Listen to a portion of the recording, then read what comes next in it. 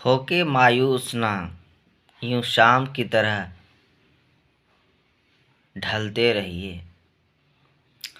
होके मायूस ना यूं शाम की तरह ढलते रहिए। जिंदगी एक भोर है, जिंदगी एक भोर है, सूरज की तरह निकलते रहिए।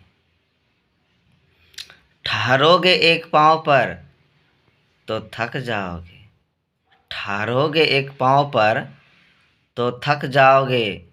धीरे धीरे ही सही मगर राह पे चलते रहिए। हेलो बच्चों, welcome back my YouTube channel अपना गुरुकुल पटना।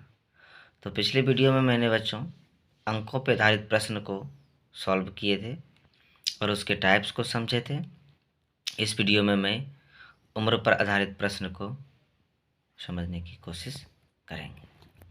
तो उम्र जो है कि प्रेजेंट पास्ट फ्यूचर पर डिपेंड करता है बच्चों, और प्रेजेंट को बेस मान लेंगे तो यदि पास्ट की ओर जाएंगे तो माइनस हो जाएगा हमारी उम्र में, और फ्यूचर की ओर जाएंगे तो क्या हो जाएगा, प्लस हो जाएगा बच्चों। तो माना कि टीनू की वर्तमान उम्र टी वर्ष है, ये टीनू है, इसकी वर्तमान उम्र क्या है, टी वर्ष है। तो एन वर्ष पहले इसका क्या हो जाएगा बच्चों, टी माइनस एन, और एन वर्ष बाद क्या हो जाएगा बच्चों, टी प्लस एन। अब देखते हैं बच्चों इस पर क्वेश्चंस कैसे बनता है। तो राम की 10 वर्ष पूर्व की आयु श्याम की 10 वर्ष बाद की आयु की दोगुनी है। यदि दोनों की आयु का योग 75 वर्ष हो तो राम की वर्तमान आयु ज्ञात कीजिए। तो माना कि राम की वर्तमान आयु x वर्ष एवं श्याम की वर्तमान आयु y वर्ष है। तो प्रश्न क्या कहता है, दोनों की आयु का योग 75 है, तो x प्लस वाई बराबर क्या, 75। बट ये कंडीशन क्या कहता है कि उसका पहला कंडीशन क्या, राम की 10 वर्ष पूर्व की आयु, तो 10 वर्ष पूर्व राम की आयु x माइनस 10 हो जाएगा, और श्याम की 10 वर्ष बाद की आयु, तो 10 वर्ष बाद श्याम की आयु y प्लस 10 हो जाएगा। तो बराबर करने पर ये जो है कि बड़ा होगा, ये छोटा होगा, तो छोटा में हमेशा क्या कर देंगे, गुना कर देंगे। तो क्या हो जाएगा, 2x माइनस 20 बराबर y प्लस 10। यहाँ से एक इक्वेशन आ जाएगा, 2x माइनस वाई बराबर 10 प्लस 20, तो 2x माइनस वाई बराबर क्या होगा, 30। अब देखते हैं समीकरण वन मेरा x प्लस वाई बराबर क्या था, 75। तो इसमें y वाला टर्म, इसमें y वाला प्लस माइनस है, दोनों को जोड़ देंगे। तो समीकरण 1 प्लस समीकरण 2 से x प्लस वाई बराबर 75 और 2x माइनस वाई बराबर क्या, 30। तो y कैंसिल, 3x बराबर क्या, 105। तो इसलिए x बराबर क्या, 35। समीकरण 1 में x बराबर 35 रखने पर तो x प्लस वाई बराबर क्या, 75। तो 35 प्लस वाई बराबर क्या, 75। तो y बराबर क्या होगा, 75 माइनस 35, 40 वर्ष। अतः श्याम की वर्तमान उम्र 40 वर्ष और राम की वर्तमान उम्र क्या, 35 वर्ष। सबसे महत्वपूर्ण चीज कॉन्सेप्ट है बच्चों, सवाल तो आप बना ही लीजिएगा। तो टाइप 3 भिन्न पर आधारित प्रश्न। तो अंश एवं हर के अनुपात को भिन्न कहते हैं, इसलिए भिन्न बराबर अंश बटे हर। इस प्रकार के प्रश्न में अंश एवं हर में वृद्धि या कमी की जाती है, कभी कभी दोगुना तिगुना भी कर दिया जाता है। तो उनको समझने का प्रयास करें। जब दोगुना करेंगे आप कुछ जोड़ेंगे तो यह भिन्न किसी दूसरी संख्या के इक्वल होगा और वहाँ से क्रॉस मल्टीप्लाई करके इक्वेशन बनता है बच्चों, इस प्रकार के प्रश्न। तो आगे देखते हैं क्वेश्चंस को। तो उस भिन्न को ज्ञात करें जिसके अंश में 2 जोड़ने पर वह 3/4 और हर में 1 जोड़ने पर वह 7/8 के बराबर है। तो कहने का मतलब भिन्न ज्ञात करने के लिए कहा रहा है, तो भिन्न ज्ञात करने के लिए हमको उसके जो पार्ट्स होते हैं उसको मानना पड़ेगा, क्योंकि वो अज्ञात है हमारे लिए। तो माना कि अंश बराबर क्या, x एवं हर बराबर क्या, इसलिए भिन्न बराबर x बटे क्या, y।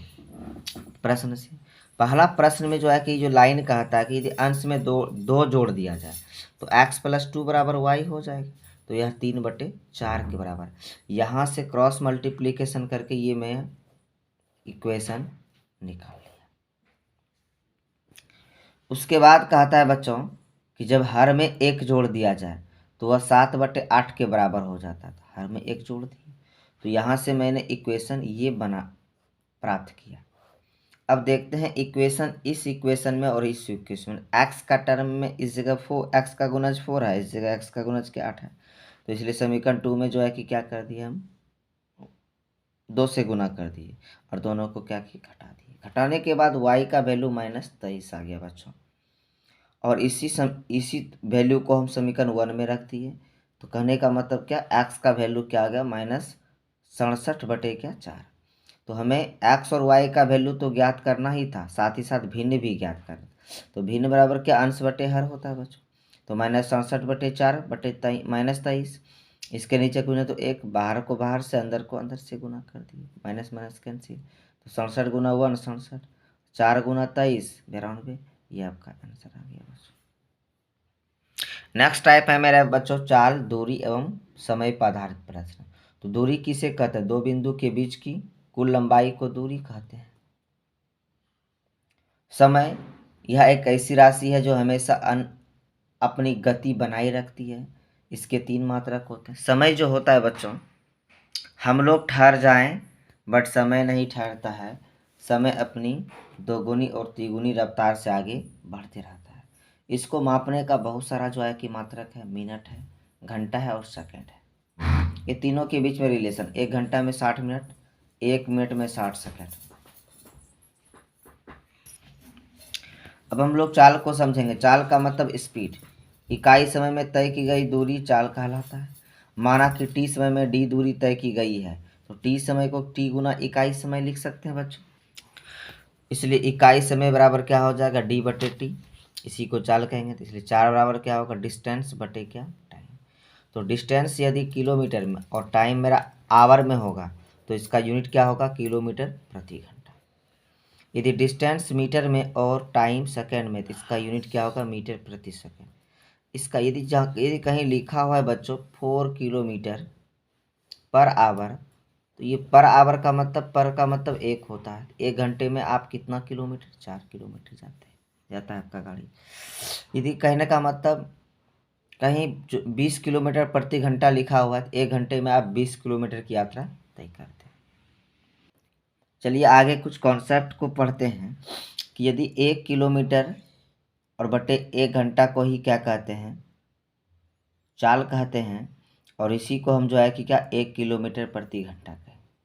बट यदि इसको हम मीटर प्रति सेकंड में चेंज कर देंगे तो ये भी मीटर प्रति सेकंड में चेंज हो जाएगा।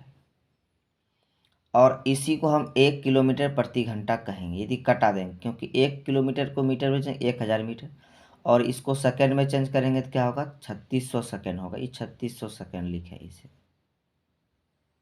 कटाने का बाद 5/18 आता है बच्चों। तो ये मीटर प्रति 5/18 मीटर प्रति सेकंड 1 मीटर प्रति सेकंड के बराबर है। तो यदि इस जगह 1 मीटर प्रति सेकंड का वैल्यू निकालेंगे तो जो है कि क्या हो जाएगा, 1 मीटर प्रति सेकंड का 18/5। और इसको हम 1 किलोमीटर प्रति घंटा लिख सकते हैं कि नहीं, क्योंकि इसी को तो हम चेंज किए हैं। तो इसलिए 1 किलोमीटर प्रति घंटा बराबर क्या होगा, 1 मीटर प्रति सेकंड मल्टीप्लाई किया 18/5। तो कहने का मतलब इससे हमें पता चलता है यदि कोई भी जो है कि क्या यूनिट मीटर प्रति सेकंड में दिया हुआ हो, उसको किलोमीटर प्रति घंटा में चेंज करना हो तो उसको 18/5 से मल्टीप्लाई करना है। और लेकिन जब किलोमीटर प्रति घंटा में दिया हुआ कोई यूनिट और मीटर प्रति सेकंड में चेंज करना है तो 5/18 से क्या करना है, मल्टीप्लाई।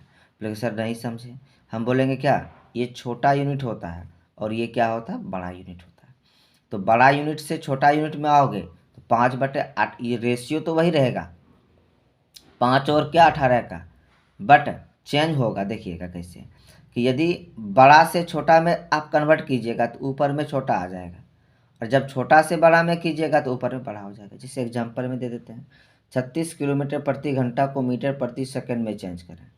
तो ये छोटा है ना, ये बड़ा है, तो ऊपर में देखिए 5/18 से मल्टीप्लाई करना, बट किए। बट कॉन्सेप्ट समझिए, इसको हम लिख सकते हैं 36 × 1 किलोमीटर प्रति घंटा।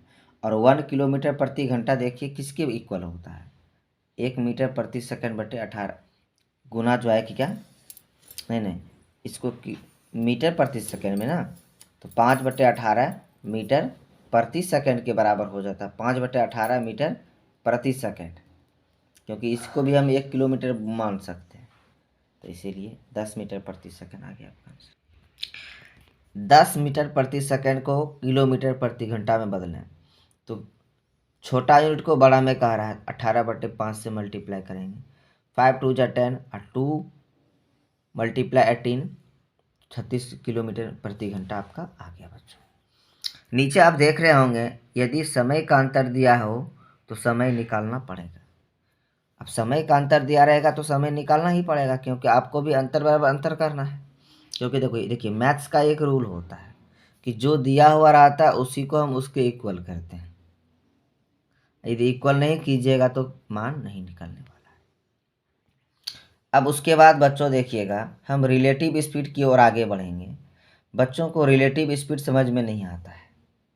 रिलेटिव स्पीड का मतलब होता है सापेक्ष चाल, और सापेक्ष चाल का मतलब क्या होता है, यदि दो वस्तु अपनी गति से आगे बढ़ रहा है तो दोनों की गति एक दूसरे पर निर्भर रहता है। इस स्थिति में कहने का मतलब कौन, इस रिलेटिव स्पीड का मतलब इसमें जो है कि हम लोग फाइंड करते हैं कि कौन कितना तेजी से आगे बढ़ रहा है। तो कहने का मतलब एक का तुलना करके दूसरा का हम स्पीड निकालते हैं। तो माना कि पहली रेलगाड़ी की चाल x किलोमीटर प्रति घंटा एवं दूसरी रेलगाड़ी की चाल y किलोमीटर प्रति घंटा। तो कंडीशन दो हो सकता है बच्चों। पहला कंडीशन क्या हो सकता है कि यदि दोनों गाड़ी एक ही दिशा में चल रहा हो, समझिएगा, जब दोनों गाड़ी एक ही दिशा में चल रहा हो, आप इस गाड़ी पे बैठे हैं ट्रेन पे और ये भी ट्रेन आगे जा रही है, और यदि ये 50 किलोमीटर प्रति घंटा की रफ्तार से चल रही है और ये क्या 40 किलोमीटर प्रति घंटा की रफ्तार से चल रहा है, तो आप अनुभव कीजिएगा कि हम 10 किलोमीटर प्रति घंटा की रफ्तार से आगे बढ़ रहे हैं। आप बोलिए कैसे सर? तुम बोलो कैसे सर? हम बोलेंगे जब आप इस ट्रेन को देखिएगा तब आपको प्रतीत होगा कि मेरी ट्रेन तो 10 किलोमीटर प्रति घंटा की रफ्तार से ही आगे बढ़ रही है, बट रियल में आपकी ट्रेन 50 किलोमीटर प्रति घंटा की रफ्तार से आगे बढ़ रही है। ऐसा इसलिए होता है बच्चों क्योंकि जब उसको देखते हैं तो इसके गति के साथ इसका गति भी जो है कि आपको मालूम पड़ता है, और उस स्थिति में एक ही दिशा में ये जो दूसरे का गति जो है कि आप जिस ट्रेन पे बैठे हुए रहते हैं उसमें से घट के अनुभव होता है। बट यदि यही विपरीत दिशा में हो जाए तो ये क्या हो जाएगा, आपको दोनों का योगफल के बराबर जो है कि गति अनुभव होगा। तो कहने का मतलब दोनों ट्रेन यदि एक ही दिशा में होगा तो माइनस कर देंगे, और दोनों ट्रेन यदि विपरीत दिशा में होगा तो रिलेटिव स्पीड क्या हो जाएगा, प्लस से निकलेगा। तो आइए बच्चों हम क्वेश्चंस को पढ़ते हैं, और ये रिलेटिव स्पीड पे ही आधारित है। 100 मीटर की दूरी को दो ट्रेन एक ही दिशा में चलकर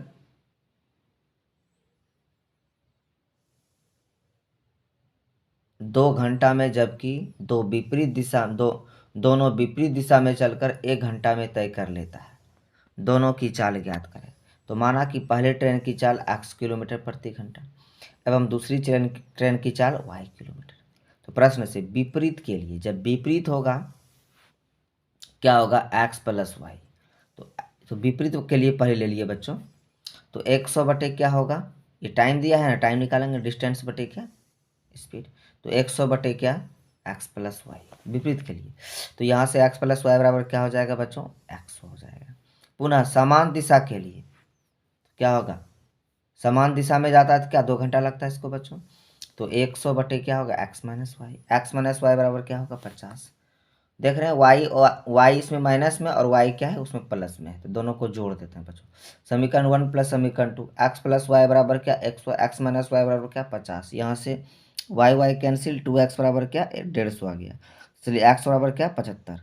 समीकरण 1 में x का मान रखने पर तो x प्लस वाई बराबर 100, तो x का वैल्यू 75 प्लस y बराबर क्या 100, तो y बराबर क्या 100 माइनस 75, y बराबर क्या 25। तो आता पहली ट्रेन की चाल क्या होगा 75 किलोमीटर प्रति घंटा और दूसरी ट्रेन की चाल क्या होगा 25 किलोमीटर प्रति घंटा। तो हाँ तो बच्चों आप समझ गए होंगे उम्मीद करते हैं। इसी तरह आप हमारे वीडियो को देखते रहें और यदि हमारा वीडियो अच्छा लगे तो लाइक, शेयर और सब्सक्राइब कर दें। जैसा कि मैं बार बार कहता हूँ बच्चों, मैं बिहार में गरीब बच्चों को पढ़ाना चाहता हूँ। जिसके पास पढ़ने के लिए पैसा नहीं है उसको मैं पढ़ाना चाहता हूँ और बिहार में शिक्षा का संचार करना चाहता हूँ। तो प्लीज़ सपोर्ट मी, मुझे सपोर्ट करें और हमारे चैनल को आगे बढ़ाएं। Thank you. जय हिंद।